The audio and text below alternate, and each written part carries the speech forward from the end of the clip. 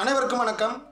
TNPSC group 4 2024 தேர்வில் கேட்கப்பட்ட வினாக்களையும் அதற்கான விளக்கங்களையும் இந்த பதிவில் பார்க்க இருக்கிறோம். முதல்ல வா என்ற வேர்ச்சொல்லின் வினைமுற்று.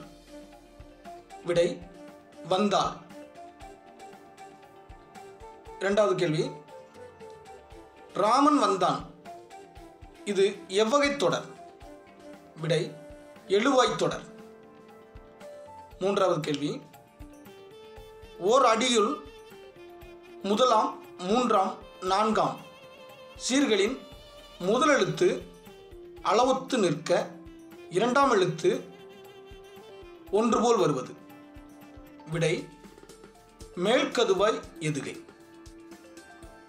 அதாவது எதுகை என்றால் இரண்டாம் எழுத்து ஒன்று போல் வருவது. அதில் முதல், மூன்று, நான்காம் சீர்களில் எதுகை வந்துச்சுன்னு சொன்னால் அது மேல்கதுவாய் எதுகை. அடுத்து கேள்வி எண் 4, நனந்தலை உலகம் இச்சொல்லின் பொருள் யாது? விடை அகன்ற உலகம். அடுத்து கேள்வி எண் 5, பழமொழியை நிறைவு செய்க. மரத்தை இலை காக்கும் டேஸ், மானத்தை பணம் காக்கும். விடை. அடுத்து கேள்வி எண் 6, மோனை சொல்லை கண்டறிக. நந்தவனம் கந்திறந்து நற்றமிழ் பூவெடுத்து பண்ணோடு பாட்டி செய்து பார்போற்ற வந்தாயோ. இதில் மோனை சொற்களை கண்டறிய சொல்லியிருக்கிறாங்க. விடை நந்தவனம் நற்றமிழ். அதாவது மோனை என்றால் முதலெழுத்து ஒன்று போல் வருவது. அடுத்து கேள்வி எண் 7,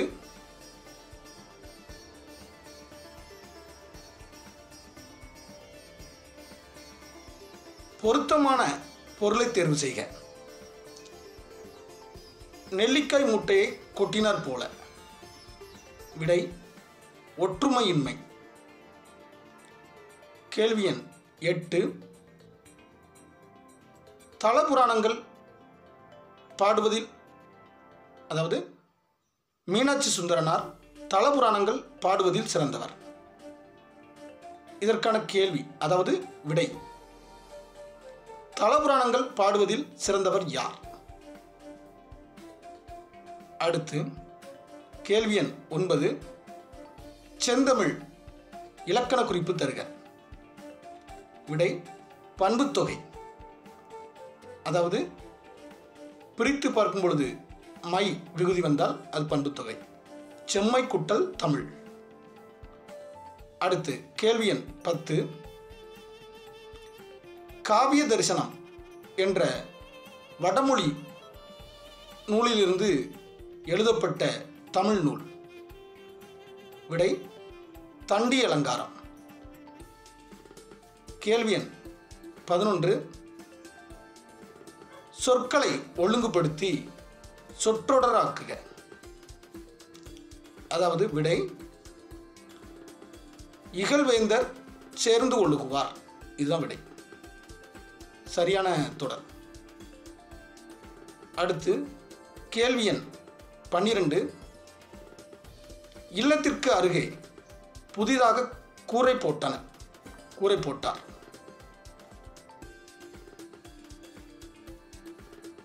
அதாவது மரபு பிழையை நீக்கி எழுதுக. விடை கூரை வேய்ந்தார். அடுத்து கேள்வி எண் 13, பொருந்தாத சொல்லை கண்டறிக. கீழே விடை என்ன கொடுத்துருக்காங்கன்னா, செப்பலோசை, அகவலோசை, துள்ளலோசை, ஓங்கலோசை. இதில் பொருத்தம் இல்லாதது செப்பலோசை, அகவலோசை, துள்ளலோசை இதெல்லாம் பாவகைகளுடைய ஓசைகள். ஆனால் ஓங்கலோசை என்பது அப்படி ஒரு ஓசை கிடையாது. அதனால் அதுதான் விடை பொருத்தமானது. பொருத்தமற்றது, அதுதான் விடை. அடுத்து கேள்வி எண் 14. எதிர்ச்சொல்லை கண்டறிய. ஊக்கம் என்பதன் எதிர்ச்சொல், அதாவது விடை சோர்வு. கேள்வி எண் 15. பிரித்து எழுதுக. நீள் உழைப்பு என்பதை பிரித்தால், அதாவது விடை நீள் கூட்டல் உழைப்பு. கேள்வி எண் 16. படமாடக் கோவில் பகவர்க்கு ஒன்று ஈயில், நடமாடக் கோவில் நம்பர்க்கு அங்கு ஆகா, நடமாடக் கோவில் நம்பர்க்கு ஒன்று ஈயில், படமாடக் கோவில் பகவர்க்கு அது ஆமே. இப்பாடலடியில் இடம்பெற்றுள்ள மோனை, அதாவது பொழிப்பு மோனை. மோனை என்றால் முதலெழுத்து ஒன்று போல் வருவது. 1வது சீர்லையும் 3வது சீர்லையும் மோனை வந்தால் அது பொழிப்பு மோனை. கேள்வி எண் 17. இது எவ்வகை வாக்கியம் என கண்டுபிடிக்க. பூக்களை பறிக்காதீர். விடை கட்டளை வாக்கியம். கேள்வி எண் 18. இமிழிசை இலக்கண குறிப்பு தருக. விடை வினைத்தொகை, அதாவது இமிழ்ந்த இசை, இமிழ்கின்ற இசை, இமிழும் இசை என்று 3 காலத்திற்கும் பொதுவாக வருவதனால் இது வினைத்தொகை. கேள்வி எண் 19. மல்லிகை சூடினால் என்பது, அதாவது விடை பொருளாகு பெயர். மல்லிகை என்பது கொடியை குறிக்கும். அது மல்லிகை சூடினால் என்பதனால் கொடியை குறிக்காமல் மல்லிகை பூவுக்கு ஆகி வந்ததனால இது பொருளாகு பெயர். அடுத்து கேள்வி எண் 20.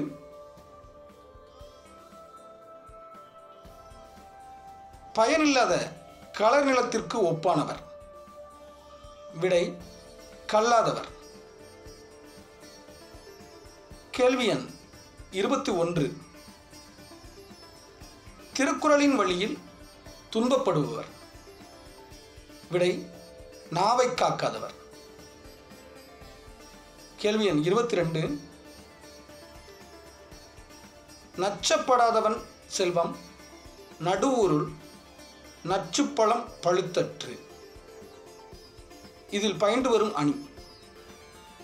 விடை உவமை அணி,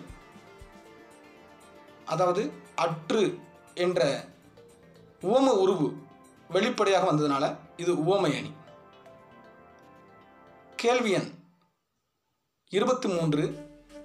கீழ்கண்டவற்றுள் ஔவையார் எழுதிய நூல். விடை ஞானக்குறள். கேள்வி எண் 24. கரைபொருள் இலக்கண குறிப்பு வரைக. விடை 2ஆம் வேற்றுமை தொகை, அதாவது கரையை உடைய பொருள் என்று விரியும். 2ஆம் வேற்றுமை உருவும் பயனும் உடன் தொக்க தொகையும் என்று வந்திருக்கணும். அப்படி ஒரு விடை இல்லாதனால 2ஆம் வேற்றுமை தொகையை நாம் எடுத்துக்கலாம். கேள்வி எண் 25. புறநானூற்றில் சில பாடல்களை ஆங்கிலத்தில் மொழிபெயர்த்தவர். விடை ஜி.யு. போப். வளவன். அடுத்து கேள்வி எண் 26. வளவன் ஏவா வானூர்தி பாடலடி இடம்பெற்றுள்ள நூல் புறநானூறு. கேள்வி எண் 27. புறநானூறு இந்நூலை த 400 Songs of War and Wisdom and Anthology of Songs from Classical Tamil, த புறநானூறு என்னும் தலைப்பில் ஆங்கிலத்தில் மொழிபெயர்த்தவர். அதாவது விடை ஜார்ஜ் எல் கார்ட். கேள்வி எண் 28. இயேசு வருகையை அறிவித்த முன்னோடி. விடை அருளப்பன். கேள்வி எண் 29. தேம்பாவணி நூலின் பாட்டுடை தலைவன். விடை வளன். கேள்வி எண் 30.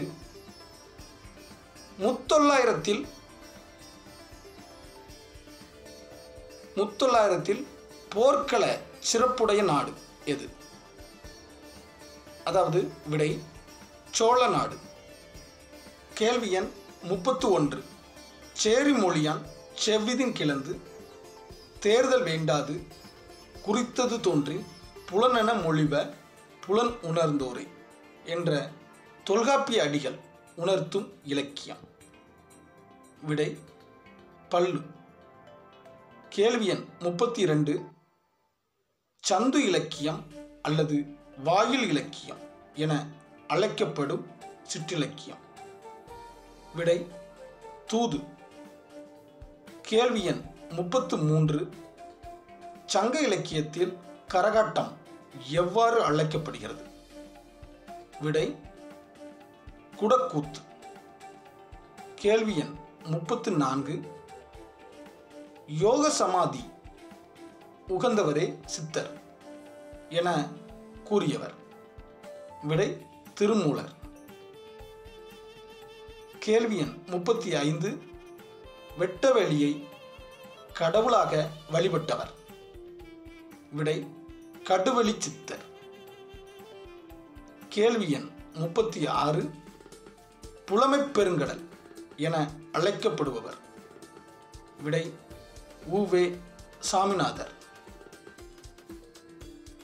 கேள்வி எண் 37. காந்தியடிகள் தமிழகம் வந்தபோதெல்லாம் அவருடைய மேடைப்பேச்சை மொழிபெயர்த்தவர். விடை திருவி கல்யாண சுந்தரனார். கேள்வி எண் 38. தமிழ் வடமொழியின் மகளன்று. அது தனி குடும்பத்தைச் சேர்ந்தது. சமஸ்கிருதத்தின் உதவி இல்லாமல் தனித்தியங்கும் ஆற்றல் பெற்ற மொழி என்று கூறியவர். விடை கார்டுவெல். கேள்வி எண் 39. தாதா சாஹிப் பால்கே விருது முதலில் தொடங்கப்பட்ட ஆண்டு.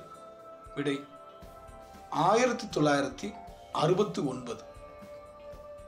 கேள்வி எண் 40. நாடகக்கலையை மீட்டெடுப்பதே தன்னுடைய நாடகக்கலையை மீட்டெடுப்பதே தன்னுடைய குறிக்கோள் என கூறியவர். விடை ந. முத்துசாமி. கேள்வி எண் 41. ஆசியாவிலேயே மிக பழமையான நூலகம் என்னும் பெருமைக்குரிய நூலகம். விடை தஞ்சை சரஸ்வதி மகால் நூலகம். கேள்வி எண் 42. மஞ்சள் காமாலை நோய்க்கு எளிய மருந்தாக இன்றும் பயன்படும் செடி. அதாவது 4 விடை கொடுத்துருக்குறாங்க. 1 கீழ்காய் நெல்லி, 2 கீழ்வாய் நெல்லி, 3 கீழா நெல்லி. விடை இம்மூன்றும். அடுத்து கேள்வி எண் 43. உப்பள தொழிலாளர்களின் உவர்ப்பு வாழ்க்கையை குறிப்பிடும் புதினம். விடை கரிப்பு மணிகள். கேள்வி எண் 44. அதாவது தினத்தந்தி நாளிதழில் பணியாற்றிய தமிழ் படைப்பாளர். விடை ப. சிங்காரம். கேள்வி எண் 45. முத்துராமலிங்க தேவரை தேசியம் காத்த செம்மல் என்று கூறியவர், புகழ்ந்து பாராட்டியவர். விடை திரு வி கல்யாண சுந்தரனார். கேள்வி எண் 46. உலகெங்கும் நடக்கும் நிகழ்வுகள் அனைத்தையும் காட்டுவதற்கு காட்டும் படத்திற்கு பெயர்? விடை செய்திப்படம். கேள்வி எண் 47. தமிழ் நவீன கதையை தொடக்கத்திலேயே செழுமைப்படுத்தியவர்? விடை புதுமைப்பித்தன். கேள்வி எண் 48. தெருக்கூத்தை தமிழ் கலையின் அடையாளமாக உருவாக்கியவர்? விடை ந. முத்துசாமி. கேள்வி எண் 49.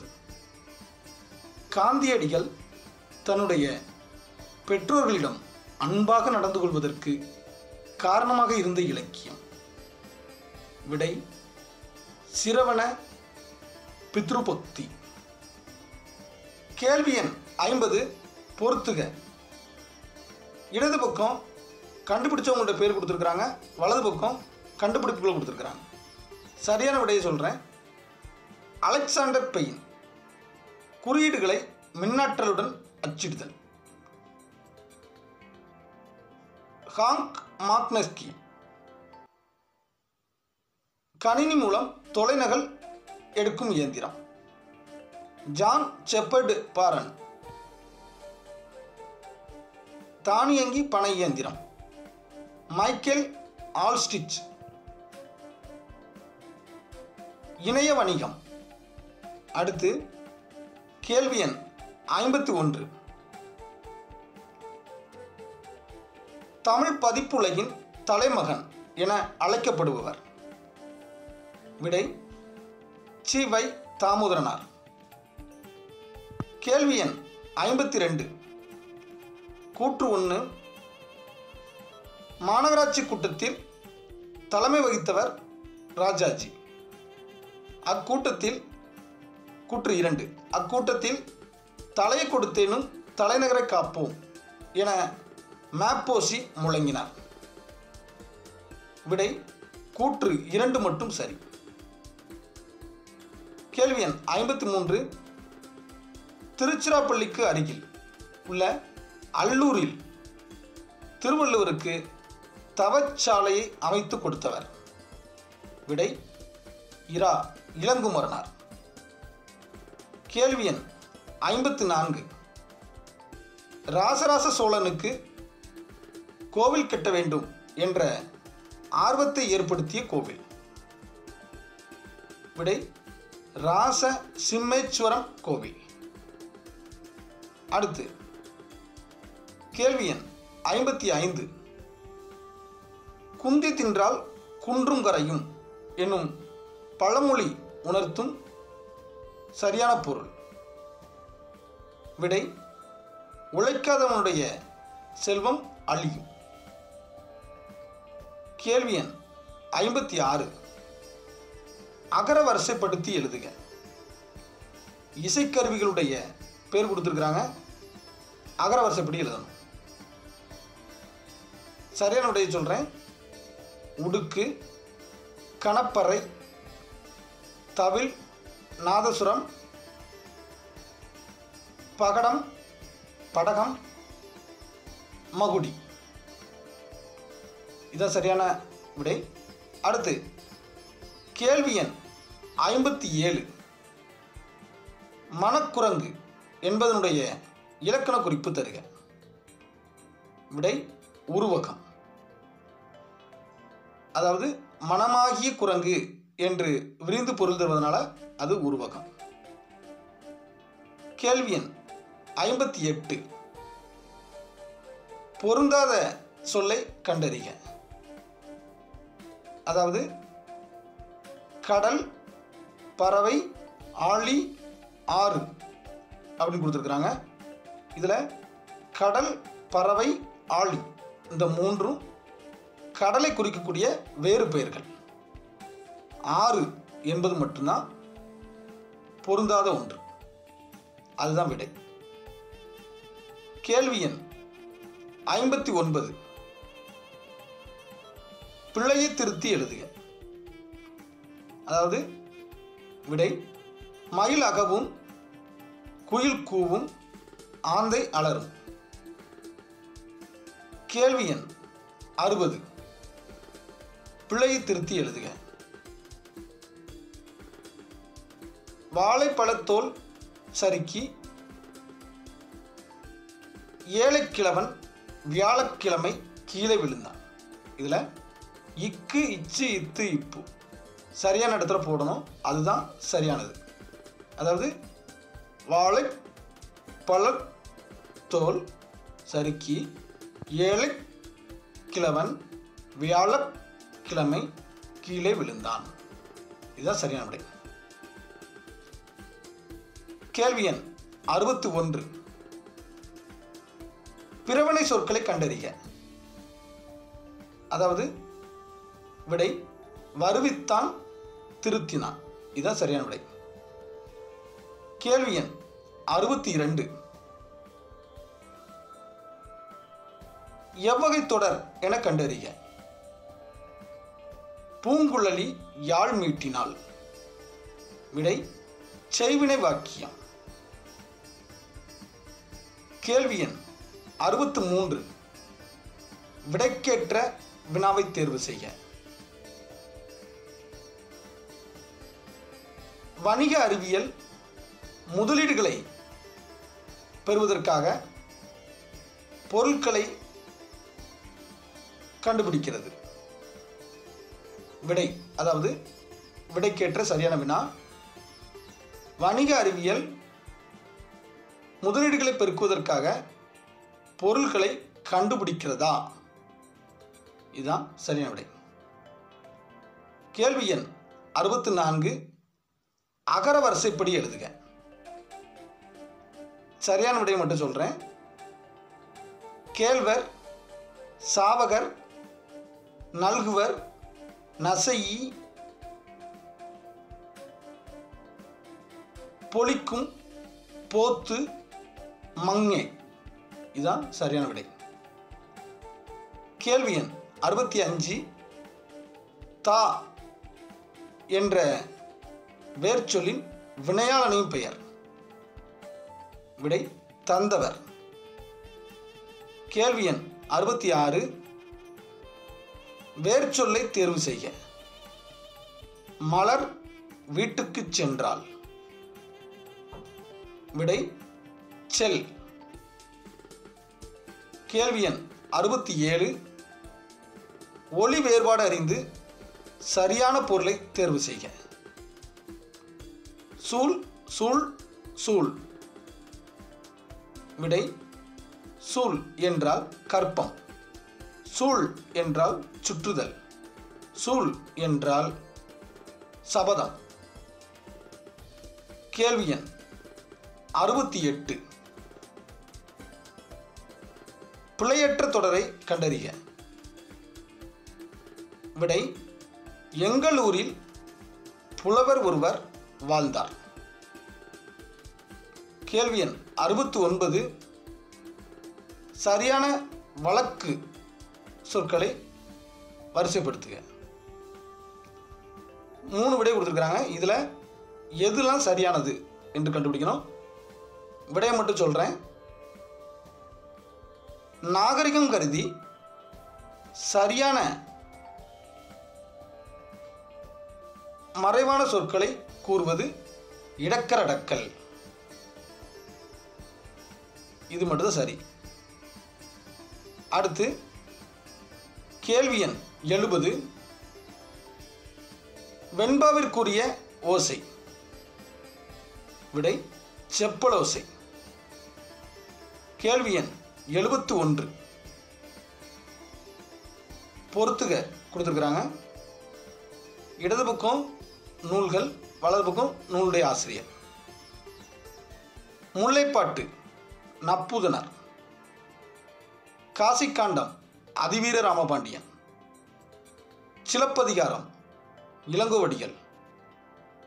காலக்கணிதம் கண்ணதாசன். கேள்வி எண் 72.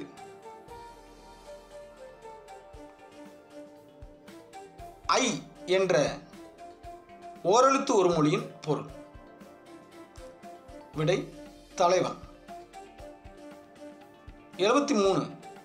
கேள்வியின் 73. ஃபிக்சன் என்ற ஆங்கில சொல்லுக்கு சரியான தமிழ் சொல். விடை புனைவு. கேள்வி எண் 74.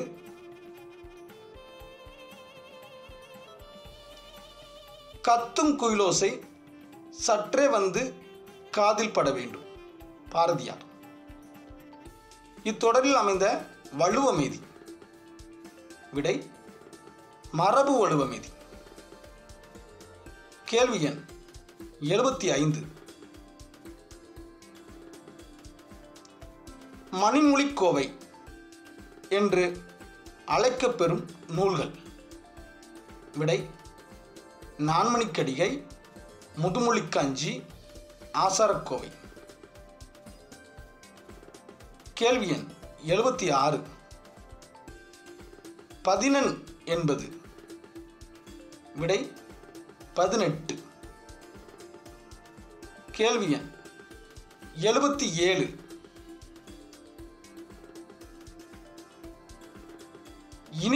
இனியவை 40 நூலின் ஆசிரியர். விடை பூதஞ்சேந்தனார். கேள்வி எண் 78.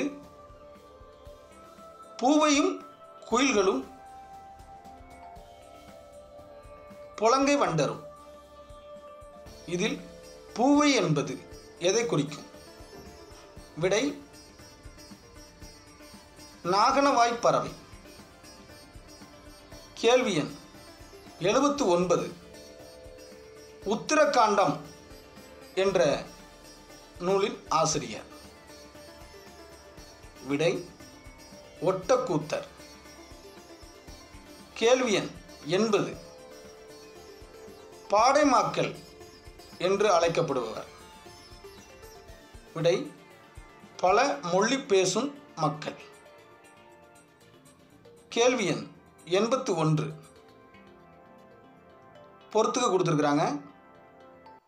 அதாவது இடது பக்கம் நூல்கள், வலது பக்கம் நூலாசிரியர். மணிமேகலை சீத்தலை சாத்தனார். சிலப்பதிகாரம் இளங்கோவடிகள். பெரிய புராணம் சேக்கிழார். திருவிளையாடற் புராணம் பரஞ்சோதி முனிவர். கேள்வி எண் 82. முடிகெழு வேந்தர் மூவருக்கும் உரியது. எந்த நூல்? விடை சிலப்பதிகாரம். கேள்வி எண் 83. ஓங்கு தன்பனை சூழ் நீபவனத்து நீத்து ஒருபோதேனும். இப்பாடலடியில் அமைந்த நீபவனம் என்பது எதை குறிக்கிறது? விடை கடம்பவனம். கேள்வி எண் 84. பாரதியார் இயற்றிய பாடல்களுள் ஒன்று. விடை குயில் பாட்டு. கேள்வி எண் 85. வாளெங்கே வல்லுகிர் எங்கே என்ற இரற்ற மொழிதல் பாடலினுடைய ஆசிரியர். விடை கவி காளமேகம். கேள்வி எண் 86. 4 கூற்று கொடுத்துருக்குறாங்க. அதில் எதெல்லாம் சரி என்பதாக கண்டுபிடிக்கணும். 1வது, மனோன்மணியத்தின் கிளைக்கதை சிவகாமி சபதம் ஆகும். 2வது, நூலின் தொடக்கத்தில் கடவுள் வாழ்த்துடன் தமிழ்த்தாய் வாழ்த்தும் இடம்பெற்றுள்ளது. அடுத்து 3வது, இது எளிமையான வெண்பா வடிவிலான நூலாகும். அடுத்து 4வது, தமிழில் தோன்றிய முதல் பாவடிவ நாடக நூலாகும் மனோன்மணியம். இதில் விடை இதில் 2 மற்றும் 4 இந்த 2 தான் சரி. அதாவது நூலின் தொடக்கத்தில் கடவுள் வாழ்த்துடன் தமிழ்த்தாய் வாழ்த்தும் இடம்பெற்றுள்ளது. இதுவும் தமிழில் தோன்றிய முதல் பாவடிவ நாடக நூல் ஆகும். இந்த 2 தான் சரி, மற்ற 2 தவறு. அடுத்து கேள்வி எண் 87. திருவிருத்தம் என்னும் நூலின் ஆசிரியர்? விடை நம்மாழ்வார். கேள்வி எண் 88. திருக்கேதாரம் என்னும் பதிகத்தை பாடியவர்? விடை சுந்தரர். கேள்வி எண் 89. மார்கழி திங்களில் திருமால் கோவில்களிலும் வீடுகளிலும் ஓதப்படும் பாடல்? விடை திருப்பாவை. கேள்வி எண் 90. தமிழ் பெருங்காவலர் என்னும் பெருமைக்குரியவர்? விடை தேவநேய பாவாணர். கேள்வி எண் 91. திருக்குறளின் மூலத்தை கற்க விரும்பியே தமிழ் மொழியை பயிலத் தொடங்கினேன் என்று கூறியவர்? விடை காந்தியடிகள். கேள்வி எண் 92.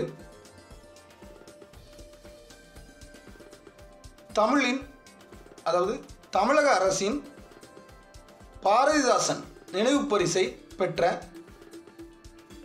முதற் பாவலர்? விடை உவமைக் கவிஞர் சுரதா.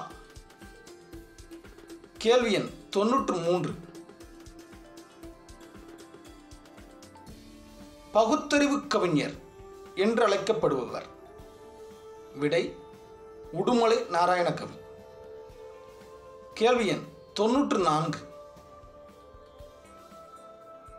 வாழ்வினில் செம்மையைச் செய்பவள் நீயே என்னும் தமிழ்த்தாய் வாழ்த்தை பாடியவர்?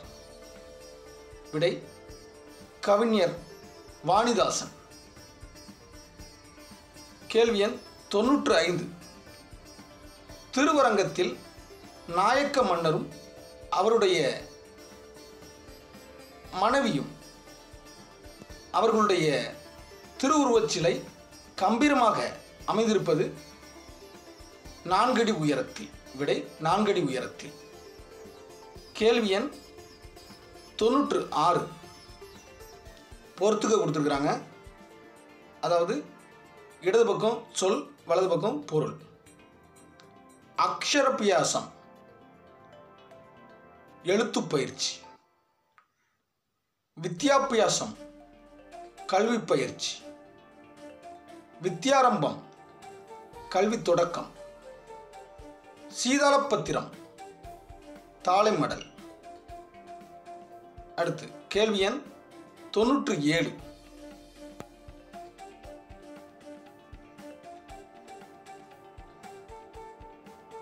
எனக்கு வறுமையும் உண்டு, மனைவி மக்களும் உண்டு, அவற்றோடு மானமும் உண்டு என்று கூறிய தமிழ் அறிஞர்? விடை தேவநேய பாவாணர். கேள்வி எண் 98. ஒரு படைப்பாளன் தன்னுடைய கருத்துக்களை